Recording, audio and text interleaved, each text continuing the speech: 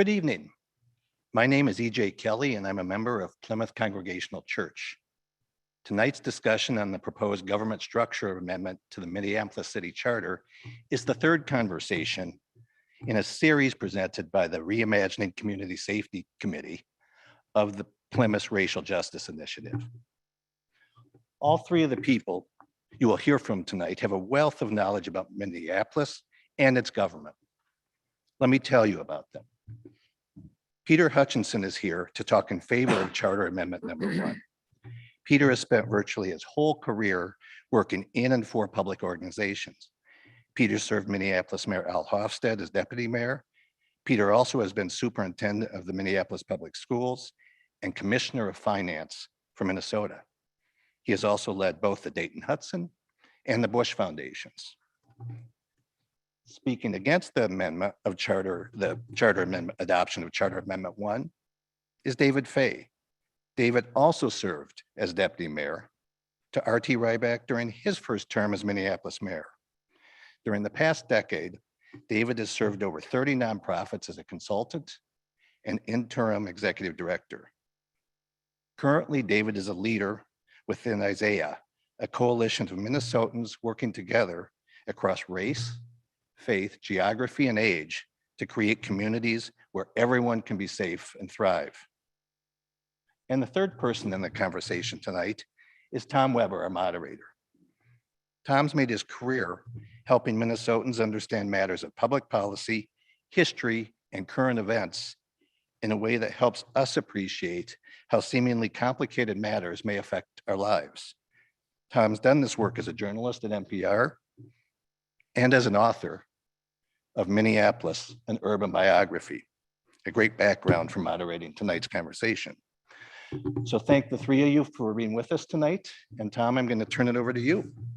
Well, thanks. Thanks so much, EJ. I appreciate being here as well. I feel like I'm on election night on CNN. I've got the big board here. So we appreciate all the technical help from all the folks here at Plymouth as well.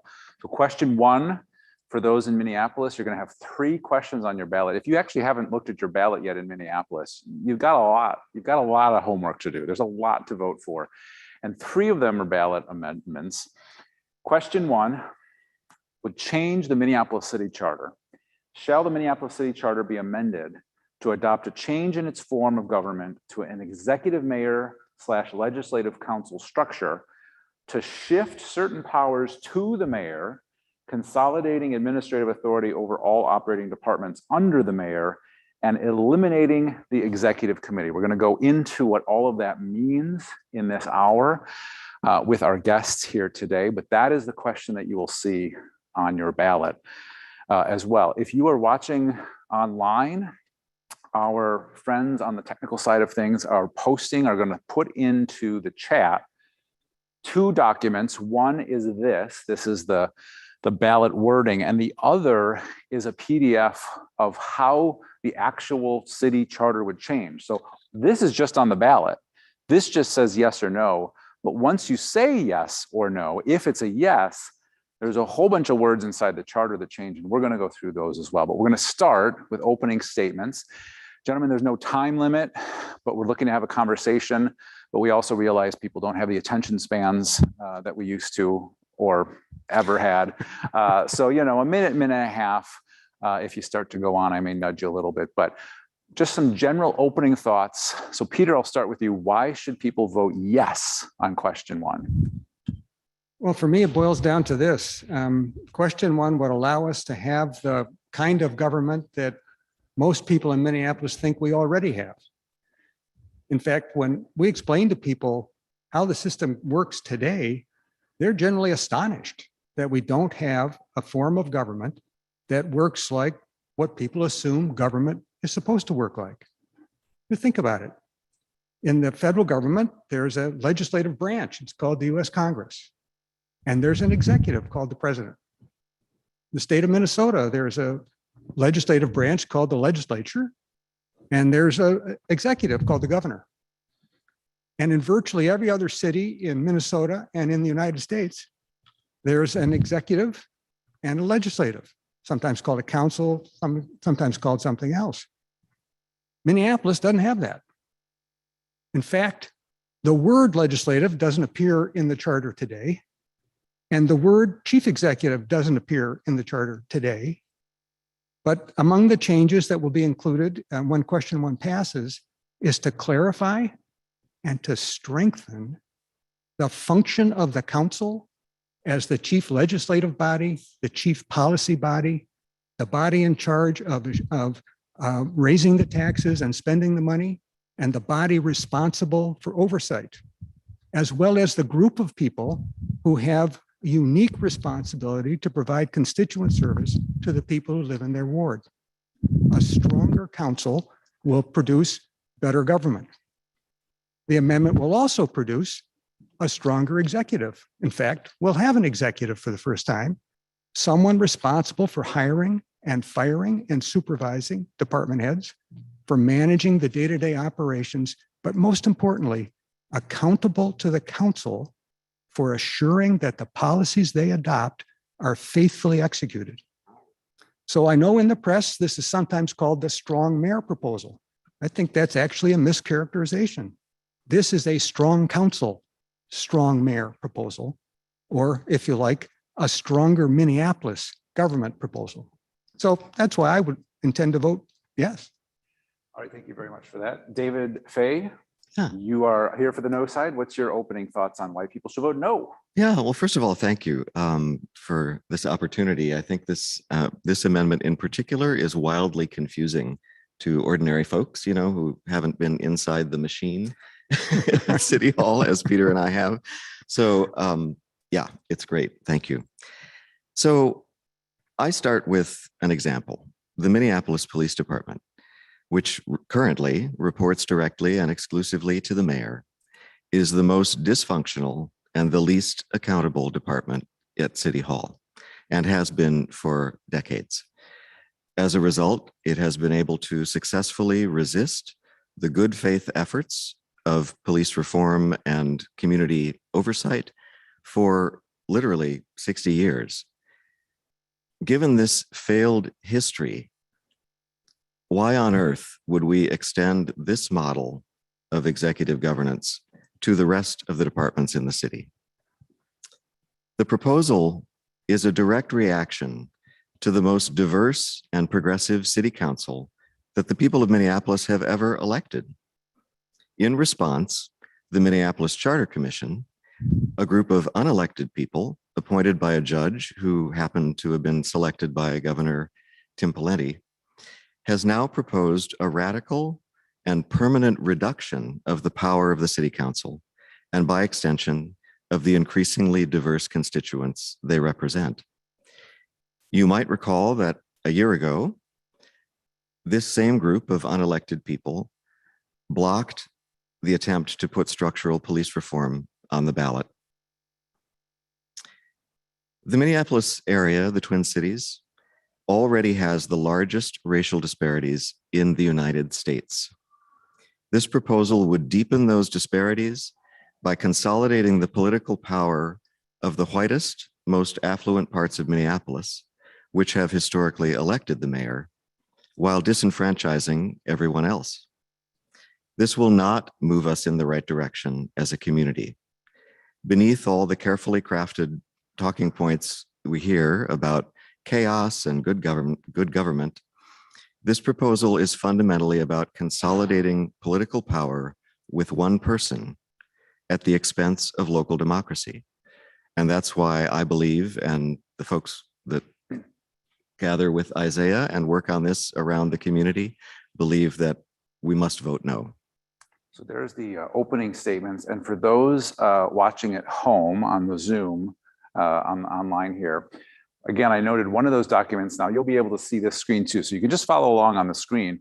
But if you want to open the document and follow along, open the one, I believe it will be called Q1 red line.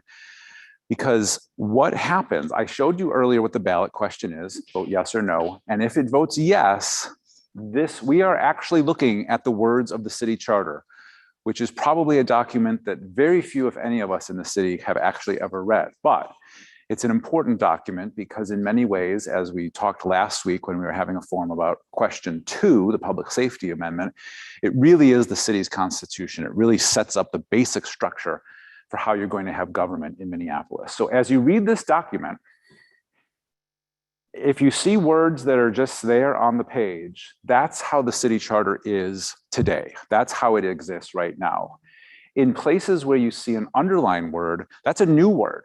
If we vote yes, this will change to this word, and lines or words with the line crossed through would go away. So right now, section 4.1 of the charter, this title of this section is right now called governing body. And if the voters vote yes, governing goes away and this will be called legislative body. So that's just a quick primer as you read through the charter of how the charter would change. Now, David, I want to ask you, excuse me, St. Paul city government has a structure that appears to be more comparable to what this change would be, where the mayor has more direct say over all of the city departments. People have their opinions on St. Paul, especially if you live in Minneapolis, but is it or is it not in St. Paul?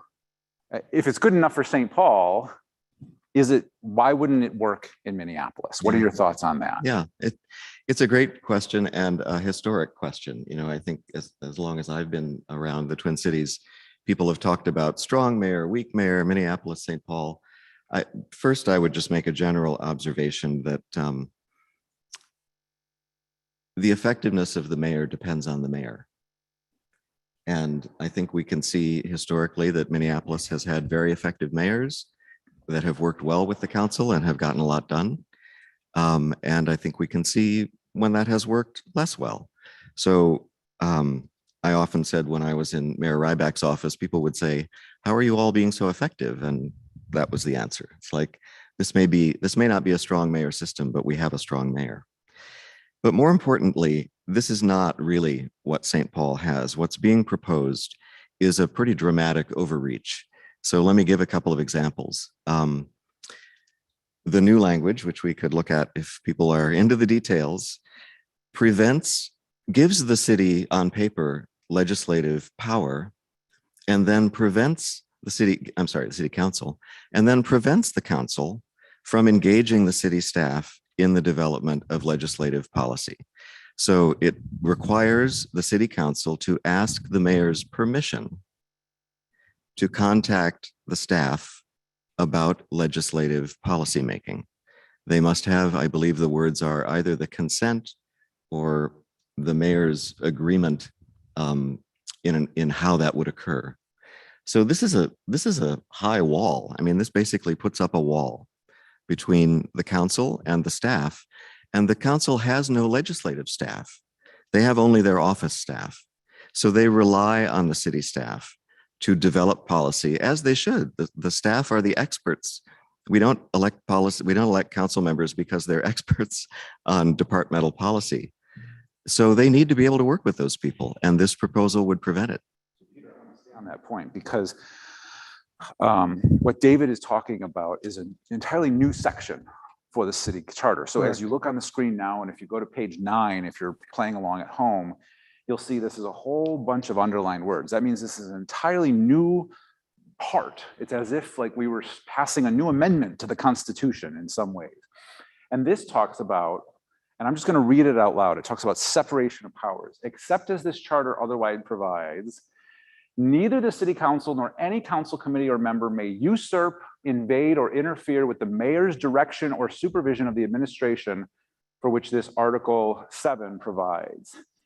The council and its committees and members, so basically the council and council members, may seek information or assistance on their own or on any resident's behalf from the administration. The council may, with the mayor's consent or in a manner that the mayor arranges, seek information or assistance in furtherance of the council's legislative authority. That's what David was just talking about. But may not, so this is a list of what the council, these first two are what the council can do.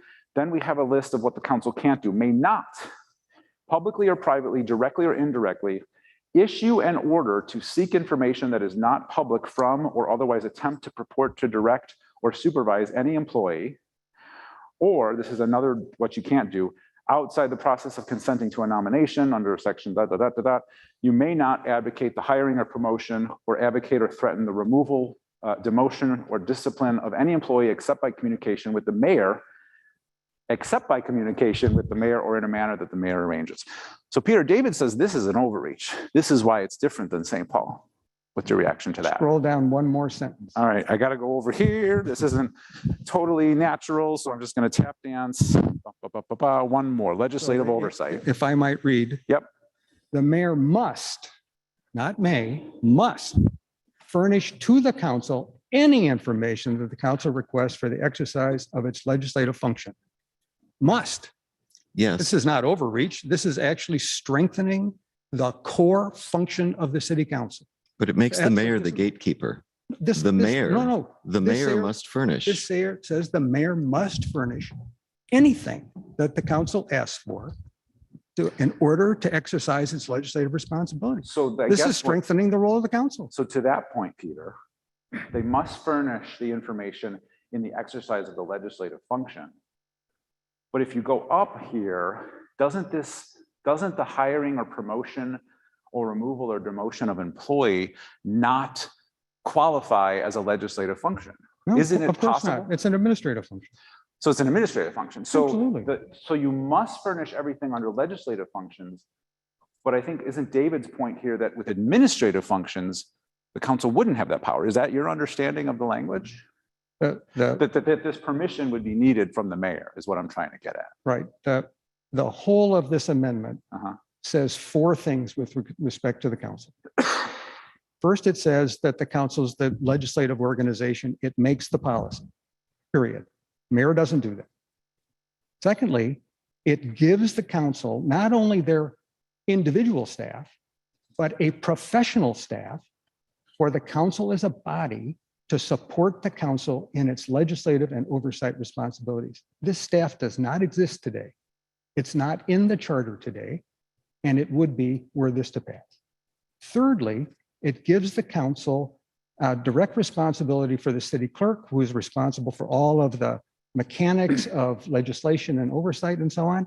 And it adds an auditor, which the city does not have today, as an employee of the council, for which the mayor will have no responsibility, to assure that the council is able to get all the information it needs with respect to oversight.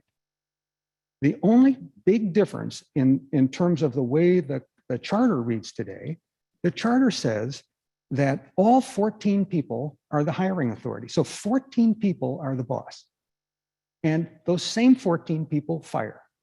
And this is true for every department head, including the police chief. And this is really important because much is made of the statement in the charter about the mayor's exclusive control over the police department. But the very next sentence in the charter says, except the mayor is not the hiring authority for the police chief, nor is the mayor the person who fires the police chief. So we giveth with one hand and taketh away with the other. What this charter proposal does is it sorts out the mayor has the executive responsibility. The mayor therefore ought to have the executive authority, and the council ought to be able to hold the mayor accountable for whether or not he or she executes their administrative responsibilities. That's what this is about. So David, does what Peter said about, we read this whole new section, which is what you had brought up in your original answer. Like, this is my beef, right? Yeah. And Peter says, actually, it's all good because this next line about legislative oversight addresses the issue you had. Does it for you? Does this next line about mayor must furnish? It still makes the mayor the gatekeeper. The mayor must furnish, which means the council needs to ask the mayor to furnish that information, right? So the council, the relationship that's broken is the relationship between the council and the senior staff as experts. But Peter's point just now about the administrative authority, that's not my only concern about this.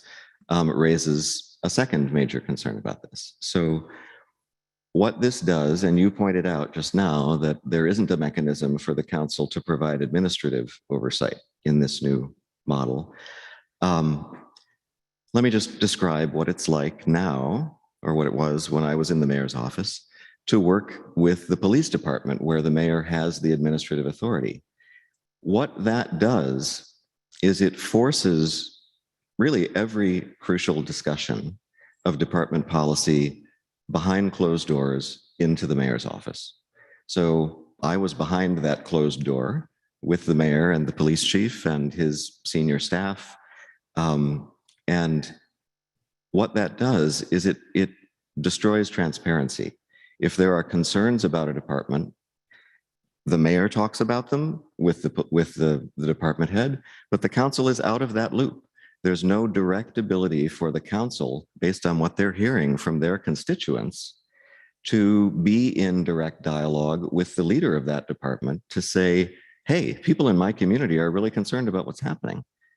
But isn't that how it is, just to go back to St. Paul for one moment, that isn't it more kind of like what you described already in St. Paul, and it's still a functional city government, that the mayor does have larger, more control over these departments. Therefore, you know, that there are places where the city council isn't as involved as the Minneapolis council might be today. Yeah, so I can't say I'm an expert on St. Paul. I haven't worked there, but there is as far as I understand it, more of a working relationship than the picture that this amendment paints. More of a partnership around department leadership, around influencing how departments are working. So one of the things we nothing that's written here prevents that exact relationship. It only says that the council doesn't automatically and without limitation have the right to interfere in the administration of the city, which is clearly what's going on today. One of the things that the Charter Commission did is they interviewed all the department heads. And the department heads were universally said, we cannot function effectively if 14 people are going to tell us what to do. And the fact is, those 14 people can fire any one of those department heads. How? They just vote and they're gone. So it's not one person, they would have to get a block of 8 Yeah, people to vote. but if you're a department head and you think that every single one of those people is in a position to fire you, who do you choose to listen to? How do you know whether you're supposed to take direction? This is why people use the word chaos and dysfunction to describe what it's like to work, and not to be a politician in the city, but to work in the city. So if you make this change though, and you put a lot of those functions under the mayor, David's point is that you've just gone from 14 bosses, and yes, maybe that creates some chaos, to one, which I understand day to day why that might be streamlined, but haven't you just lost the input of these 13 other people who have concerns? Absolutely not. They have unlimited oversight opportunities, unlimited. What do you mean by that? They can ask the mayor any question about anything that's going on. So again, the mayor is the gatekeeper. You use the word gatekeeper. I think the way the citizens of Minneapolis will experience it is that there's someone actually accountable for what happens. Because what is clear today in Minneapolis is if you ask someone who made that decision, who's accountable for doing that, nobody knows. Nobody knows. We have everybody has power and nobody has accountability. To the point, David, about the Charter Commission talking to these department heads, and the truth is there actually has been a lot of turnover among department heads in the last few years in the city. If there is any level of chaos, and I'm not there, you're not there, but to whatever extent there would be chaos and a concern that there is inefficiency within how the city works by the current structure, if the voters vote no, but if the charter just basically just stays as it is, how would that issue be fixed? On day one after the election, how do you fix this problem? Because it does seem to be a problem. Yeah. I think this problem is being wildly overstated. And just based on my own experience in City Hall, I think City Hall has come a long way from the era of the ward boss, who was kind of the king of their domain and the department heads had to respond. There's been a consistent movement over many, many years to a more citywide view. The current council is looking at issues of racial equity on a citywide basis, and making policy on a citywide basis. And, you know, Peter and I represent different generations of what's happened in the city, right? Peter was in the mayor's office when, you know, a few years before the IBM PC was rolled out. I was in the mayor's office a few years before the iPhone was invented. Things have changed over time, but I think this complaint of City Hall as this micromanaging mess has somehow persisted way beyond its actual truth. So there's another, in a few places. I'm sorry, I'm just, go ahead. we can't pass over that. We've lost a dozen senior executives in this City Hall in the last 2 years. Where is the consistency? Where is the sense of normalcy? Where is the understanding that we're all pulling in the same direction if all these people are leaving? It's creating massive uncertainty inside City Hall, in some ways worse than it used to be. And I think it boils down to something you said earlier, that you know, why does it work and why does it not work? Because the charter we have is designed for, I would argue, chaos. So why don't we have chaos all the time? And its personalities. If the right people end up in the right chairs and choose to organize themselves in the right way, you can make this charter work. That's right. The correction is actually the election process. But you can't be sure it's going to work. And we've had plenty of examples, right, where it doesn't work. But changing the paperwork is not going to keep someone who's determined to meddle from meddling. It will make them accountable for the meddling, which is not the case today. How does the paper make them accountable if their peers don't? Because then if you have an arrangement like this, the mayor actually has the ability to make the argument that those council members are crossing a line. Today, there is no line. And so when a council member calls up a department head and tells them that they must go do something, even if it's in contravention of the city council's policy, which happens, the department head does not know what to do. Can't know what to do. I don't agree with that. The understanding is not that any city council member can tell any city staff person to do anything. That is overreach and inappropriate. And it happens in limited situations with council members we could name, but I don't think I will. And their peers know it's wrong, and their peers could hold them accountable, but changing the paperwork won't. What you just said is not accurate. The charter actually provides for city council members to interfere in the day-to-day working of every department. How so? Because they are the hiring authority. I think actually they are the people who hire and fire. You point out this sentence about the police department where it says the mayor has exclusive control. The implication of that is nobody has exclusive control for all of the other departments. So hiring and firing is hiring and firing. But let me interrupt both of you. You hold the department head accountable, and if they're not doing a good job, you fire them. That doesn't mean it's carte blanche to interfere in any other way. Okay, here's what it does mean that is what I'm looking at the language. I think this language is what you're referring to, Peter. So there's a few points in the proposal where this has to do with department organization. So it's talking about department heads. A few other places in this charter it has this language, but right now, as the charter currently reads, it says the mayor nominates. And so this with is a new word, so ignore that for a second. So the current charter says the mayor nominates and the city council appoints each department head under section, et cetera, et cetera. And what this change is happening to, and this happens, I think, with the fire chief, and I think this happens with the police chief later in the language, it says the mayor nominates and with the city council's consent appoints each department head. I don't know how that wording actually changes the daily practice. Peter, how does that change in the wording? So you've got to take that in combination with the section we were looking at a second ago. So if this were to pass, two things would be true. A, my boss would be the mayor, period. No uncertainty about that. If you're a department head. If I'm a department head, because the mayor would be the person who appointed me. And when in many other places in the charter, it talks about the authority of the appointing authority.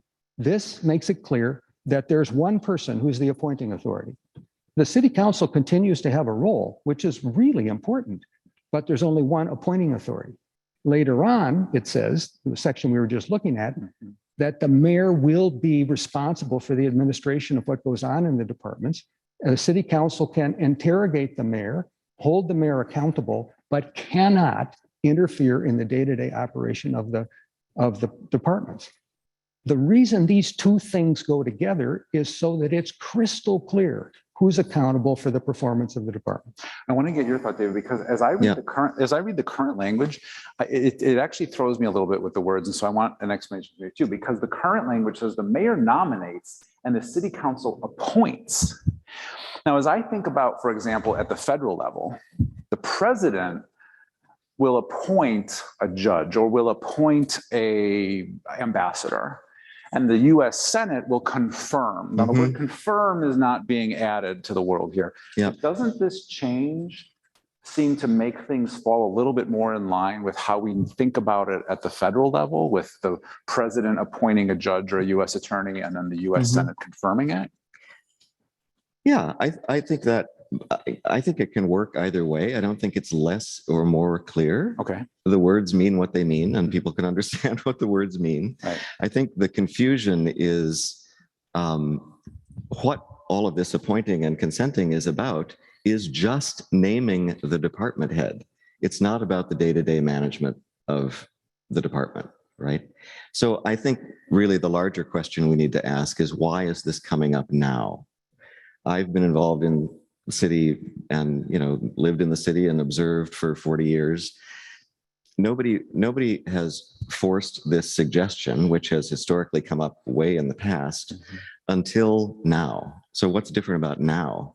Now we have the most diverse council ever elected by the city of Minneapolis, because we have the most diverse city we've ever had. And suddenly this group of unelected officials has decided to make a big deal out of this. They didn't make a big deal out of it under Ryback. They didn't make a big deal out of it under Mayor Hodges. They haven't made a big deal about it for 40 years. Why are they making a big deal out of it now? Because of what's happening right now. The city is changing. The representation of the city is changing, and they're losing their power. And so they're making a proposal to secure the power. To that point, I would just throw out one statistic that I know of, is that the city of Minneapolis's population into the 1980s was still more than 90% white. And so, Peter, I think what David's also saying is that even if you have a messy, chaotic charter up through the 80s, it was all white people running it, and that the way that the management of the city may have been more aligned among 14 white people than it would be among 14 people who from completely diverse backgrounds. Do you buy that argument? Well, I think what David just said is, well, it's inaccurate. The charter was adopted 100 years ago. 3 years after it was adopted, a move was made to make this change. 6 other times in the last 100 years, a move was made to make this change.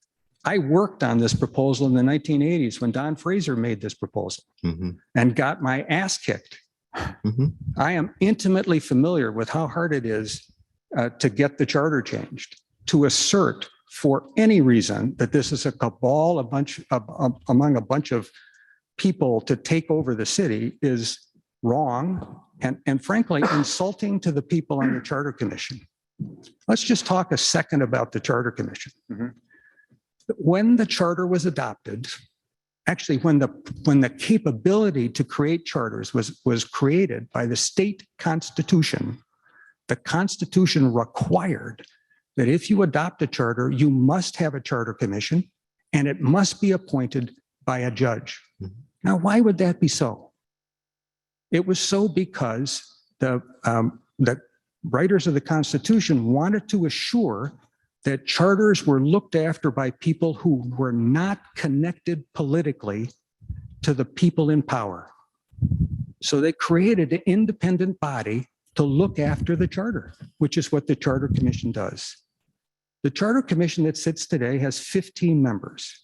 They come from 11 of the wards in the city. They're about equally men and women, and about 20 to 25% people of color. They raised this issue more than 2 years ago. This charter commission, even though it's been raised multiple times over the last 100 years, and have done a very thoughtful, gone through an incredibly thoughtful process. These are volunteers, by the way, and developed a proposal that focuses specifically on trying to resolve one major unresolved challenge in our charter, and that is who's in charge? Who's in charge of policy and oversight and the budget, and who's in charge of executing that policy within the budget.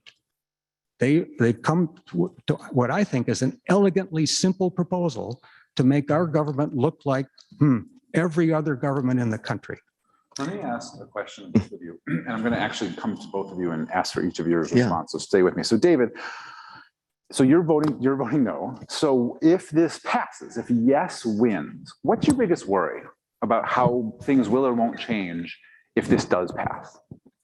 So in a sentence or four. yeah, my biggest worry is that citywide offices historically in the city of Minneapolis are elected by the whiter and more affluent parts of the city, the 13th ward and the 7th ward. So basically, this makes the mayor more accountable to those parts of the city than to the more diverse parts of the city. Actually, the mayor always has been, given the way electoral politics work. At the same time that we have a city that is becoming spectacularly and wonderfully more diverse, to disenfranchise that diverse population is shocking to me, especially because the diversity of our city is the future of our city. The workforce of this city is going to be predominantly brown and black and minoritized communities in the very near future. Those people are the ones who are going to be paying into the social security system that's paying for our retirement. So what's your response to his concern? Ilhan Omar. If the white people of this city didn't want to have people of color in office, she wouldn't be our congressperson. One of the truisms of elections is the following: the people who vote decide who gets elected. It's that simple. And I think all across the city, we've seen very successful efforts to turn out everybody to vote. And then they decide, and we live with it. We don't wake up after the election and say, oh, it was rigged because our people didn't win. It's just a false argument. It's not rigged. It's just statistics. It's just how it looks when you break down who votes. Well, but it's about who votes. So if your principal concern is that parts of this city won't be represented in this government, go help those parts of this city vote. Okay, so then the question I want to ask you now, Peter. So you're voting yes. So if it doesn't win, if it fails, what's your biggest worry for what will or won't happen in the city? That the unbridled ability of the city council to interfere in the day-to-day operation of the core functions of this city will only escalate. And what's your retort or reply to what Peter just said? I think there's a very fine line, and maybe, I don't know. How do you decide where the line is between representative democracy, as messy as that is, particularly in a rapidly changing city, where that line, the representation of those diverse points of view becomes interference somehow? We have the system of government we have because we believe in representative democracy. That's a messy, messy process. Chaotic. Yes, it is. A dictatorship is simple. It's not chaotic, but it doesn't represent our values. I want to come to this next section of the charter. This is an interesting one, folks, because section 7.3 of the city charter is all about police. So in question 1, there are actually not a huge number of changes being made if you just look at the printed page. But as was mentioned earlier in this conversation, that line, the mayor has complete power over the establishment, maintenance, and command of the police department. The mayor may make all rules, et cetera, et cetera. So that's that line that we were talking about earlier. But I only bring this up Because this entire section, if question 1 passes, these few changes will be made. Mhm. But if question 2, which we talked about last week with this series, the public safety measure also changes, this entire section goes away because in lieu of the police department being established and enshrined in the city charter, a Department of Public Safety would be. I just want to know if 1 and 2 both pass and the infinite wisdom of the voters of Minneapolis has enshrined that these changes must be made to this section and this section must also go away. What happens?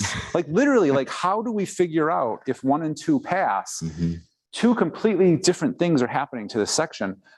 What next? I'm throwing this over to anyone. Does anyone know what actually happens if both pass? Because this section will be up for a huge tumultuous debate.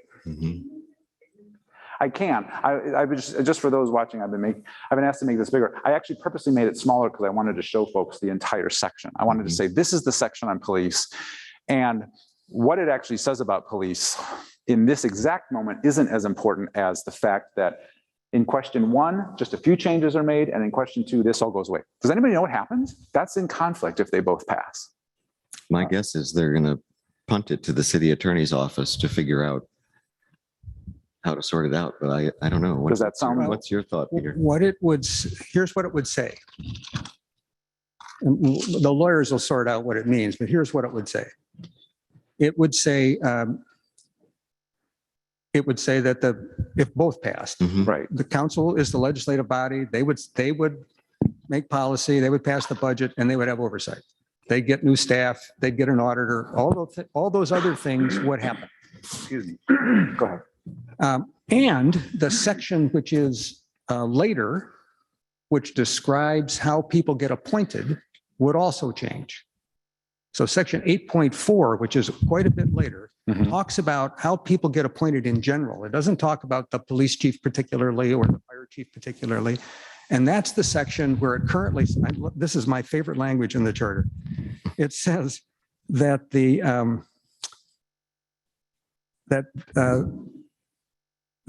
appointment, this is the appointment authority, is vested collectively in the mayor, the executive committee, and the council. I can't think of a more. The current language. That's the current language. That language would go away. And what it would say instead is the mayor is the appointing authority with consent of the council, just as it says right, or used to say right there with respect to the police chief. So if they both passed, there would be a new department called public safety, and that department would have a new director. I think it's a director, right? Of public safety. Commissioner, I think they call or commissioner. And that commissioner would be appointed by the mayor.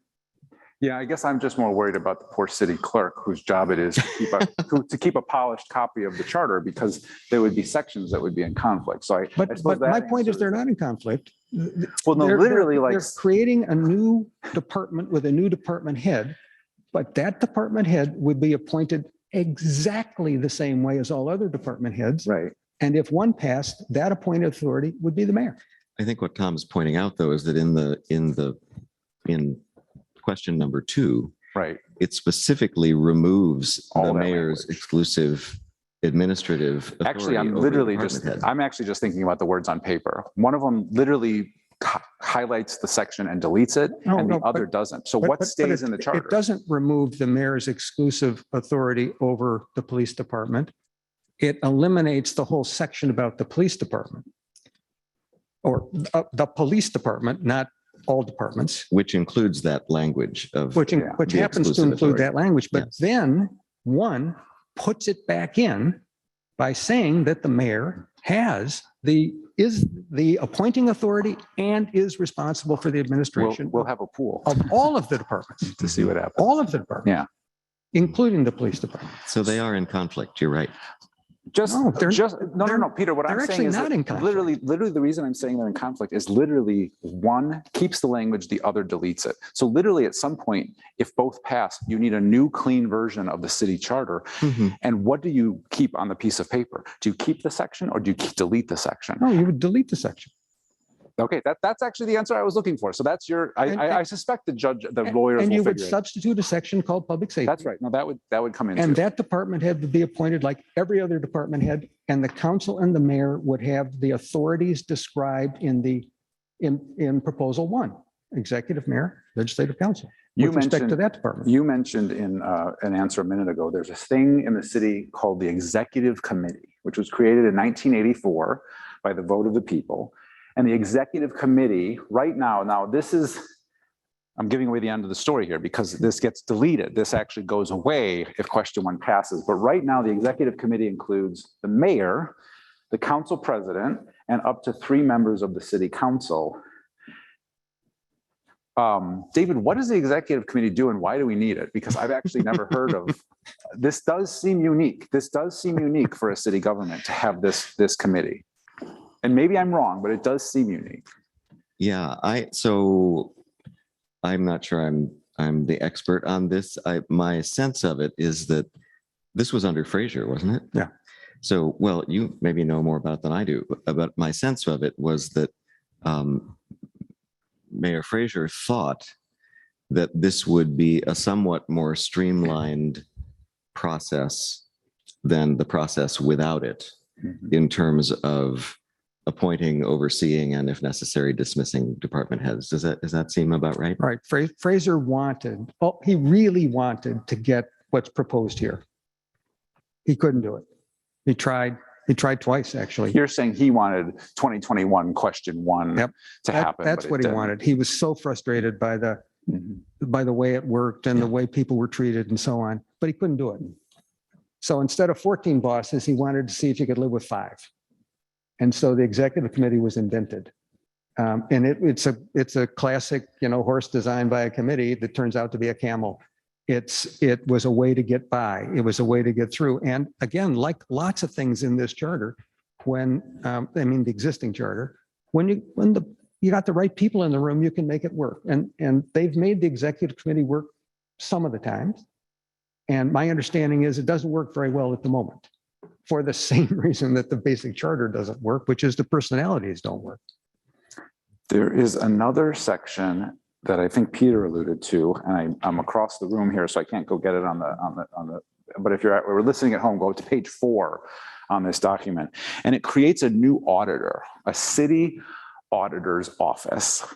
And to be clear, there are auditors at different levels of state and local government. So we actually have a state auditor in Minnesota. And as I understand it, there's actually some requirements in state law that the state auditor do the auditing, some form of auditing in Minneapolis. So it doesn't seem like that function would go away. Like there would still be something for the state auditor to do with Minneapolis. So Peter, if that's the case, why do you need then another auditor within City Hall, within the city government? The state auditor's responsibility is to audit the financial statements of the city. So you take all of the finances of the city, you put them in one place, and the state auditor looks at those. This auditor might do some of that, but more likely would be the person responsible for getting all that information to the state auditor. What this auditor is entitled to do, and if I were on the city council, what I'd want them to do, remember, this is a city council employee. This is not someone who works for the mayor. Their job is to provide the city council with the information they need to execute their oversight responsibilities. So the auditor is going to look at finances for sure, but it's also going to look at performance. We intended this to happen. Did it happen? We intended for this policy to be implemented. Was it implemented?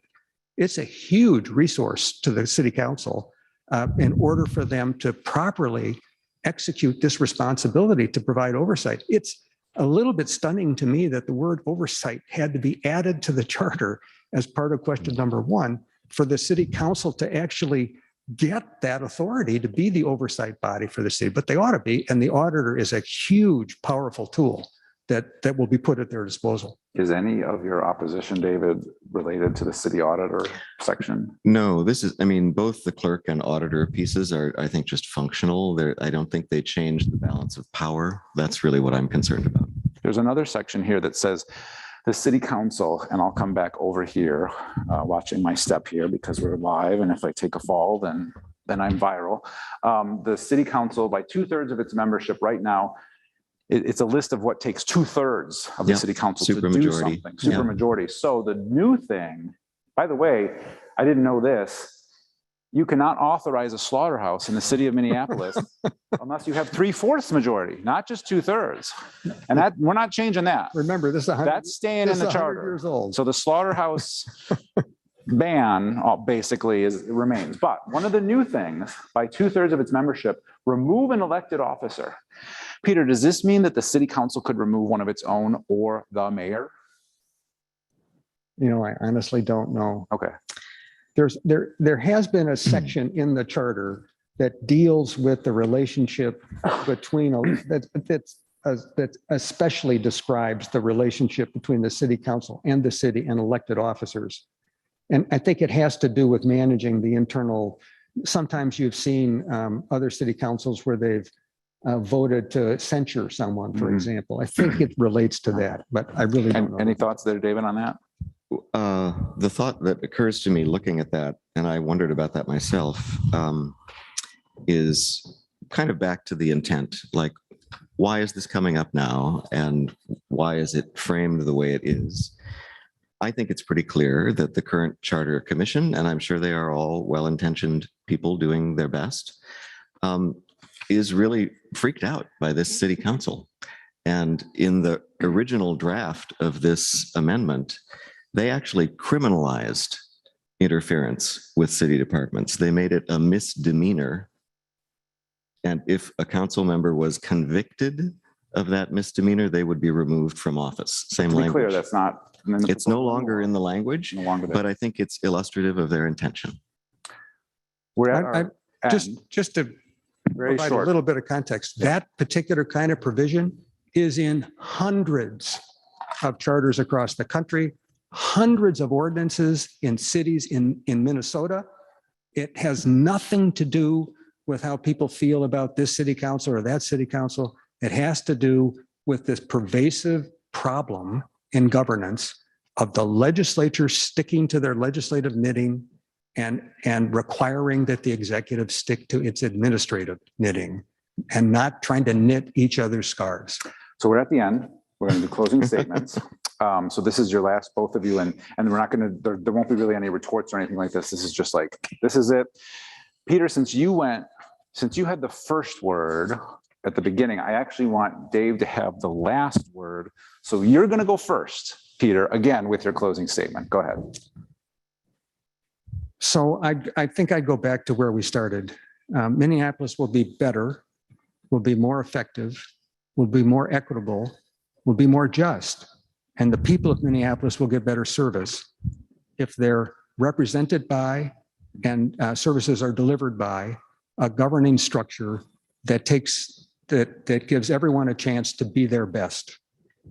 This proposal, half of what we just looked at, deals with strengthening the role of the city council, giving them staff to do their work, giving them the authority to do their work, giving them a greater responsibility for oversight, enhancing their legislative and policymaking capabilities, assuring that they have access to the information they need to do their job, and strengthening the role of the mayor to supervise and direct the day-to-day operations of the city, consistent with the policy, consistent with the direction, consistent with the budget enacted by the city council. We don't have that today. We've been running a 100-year-long experiment to see if some other form than the form that's worked and at the federal level at every state in virtually every city in America, we tried to see if we could come up with a better one. We didn't do it. We failed. And we've put ourselves in a position to be subject to the whims of the personalities of the people who happen to be in office. We can't count on that.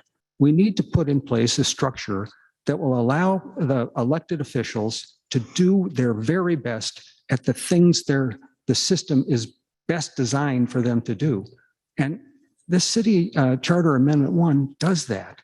It creates the ability for us to have a truly strong legislative and oversight body that can take full responsibility for assuring that we have the policies that are right for the people of Minnesota and can hold the executive for delivering on those policies. And we can have a strong administrative structure that can actually deliver on those policies, not just occasionally, but every day, while simultaneously being accountable for whether or not they did so. I think yes on question one is the right thing to do for the future of our city. Peter Hutchinson is voting and supporting a yes vote on question one. David Fay, final words. This election is a struggle between what Minneapolis has been and what Minneapolis is becoming. Since its founding, Minneapolis has been led by white people of European descent who built institutional systems to protect their interests, and those systems have worked well for them. Today, Minneapolis is becoming a richly diverse city of people from all over the world who are transforming these biased systems to achieve greater social justice and greater equity for everyone. The mayoral control amendment is designed to resist this transformation by further consolidating the power of the diminishing white majority. It is not the path to a more just and equitable future. It is the path toward widening disparities and greater conflict. As Paul Wellstone famously said, we all do better when we all do better. This is why I believe, for the sake of our city, ballot question one must be defeated. Thank you both, David Fay, advocating a no vote. Thank you both for being here. Thank you for watching at home as well. And by the way, final note, you can vote now. The election is November 2nd. You can go in person, but you can also vote now. Head online. If you Google Minneapolis city elections, because I don't know their exact website, sorry guys, but they run a great office. You can go vote now. You can vote absentee. So vote now, vote tomorrow, vote November 2nd, just vote. EJ, are you gonna close us out here? I will. Thank you, Peter and David, both for sharing your perspectives tonight. Thank you, Tom, for moderating both this week and last week. Really good to have you doing this. You're welcome. You know your material very well. And thanks to all of you here in attendance tonight and those of you who have been watching from home on Zoom. We will be posting this recording as soon as we can. We realize the election is 12 days away, and many of you will want to share the link, which will appear on the Plymouth website under the Racial Justice Initiative page. You can find the link there to the other two conversations we've had as well. We hope to get that up by the end of tomorrow or Monday at the latest.